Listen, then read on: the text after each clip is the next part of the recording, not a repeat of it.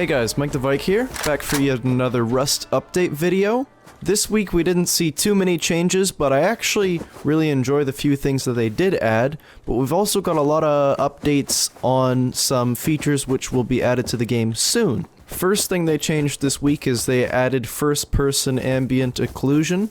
In the past, there was no ambient occlusion on any of the weapon models. Now there is. What this means is you're basically going to be seeing more shadows and stuff on the weapon models themselves, whereas before there weren't really as many on the corners. It's kind of hard to describe, but I will show a before and after picture. The end result is that the weapon models just look a lot cooler. I totally noticed the difference, and I think it was a nice, easy thing to add to the game that looks really good. The next thing they changed is they made it so that if you're building blocked, you will not see it in the game unless you have a hammer or deployable out in your hands. Now, a lot of people are saying this will help solo players because people won't be able to see where your base is. I think that's a little bit exaggerated. Honestly, I mean, if people want to know, they'll just bring a hammer, problem solved. I think that it's a nice addition simply because it just makes your UI a little bit cleaner. Instead of getting spammed with building blocked on and off all the time, now you got nothing taking up screen space. The next thing they changed is the revive. Basically, in the past, it was a lot more annoying. If the model got out of view just slightly, the revive would reset. You'll actually see in my last gameplay video this was an issue where his hand got like just slightly out of view and so the revive reset. So good to see that this is fixed. The next thing which they changed is how building blocked works again. So in the past, if you were just on the edge of building blocked, you could still place an item inside there, and technically you'd be building inside the building block. So now they made it so that doesn't work anymore. The building block is based on the item you're placing, not just your player. So that means raid towering is hopefully a little bit less easy.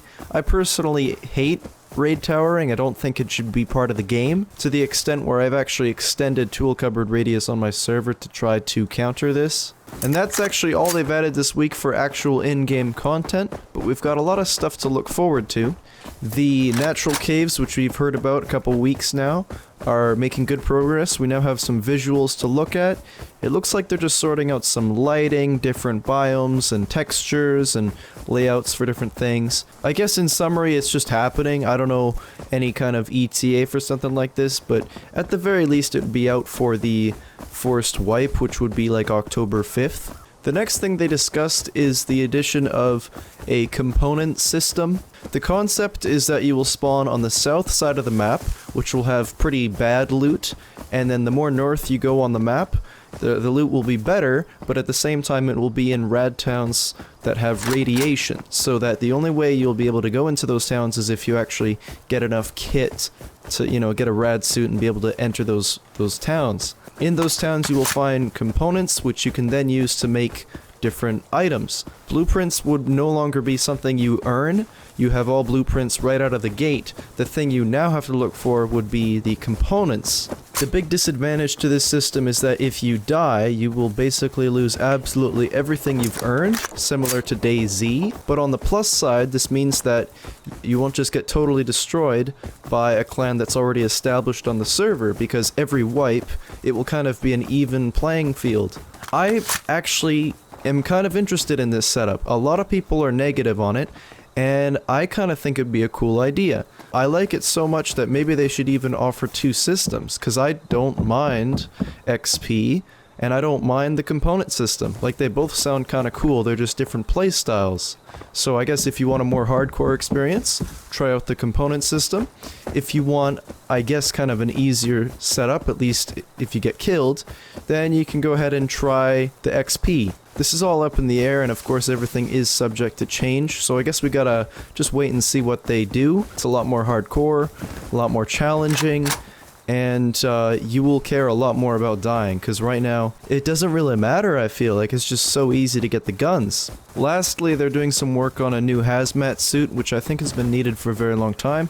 The old model just kind of looks like garbage. It just looks like, you know, kind of like the experimental stuff, so I'm glad to see that they're swapping that out. And that's actually it for this week. I think it's a very interesting week for Rust because these are some pretty huge changes which they may potentially be adding. I think they sound pretty good, but I'm sure a lot of people will disagree. This of course was recorded on my Rust server. If you want to join, there's info on how to do so in the description.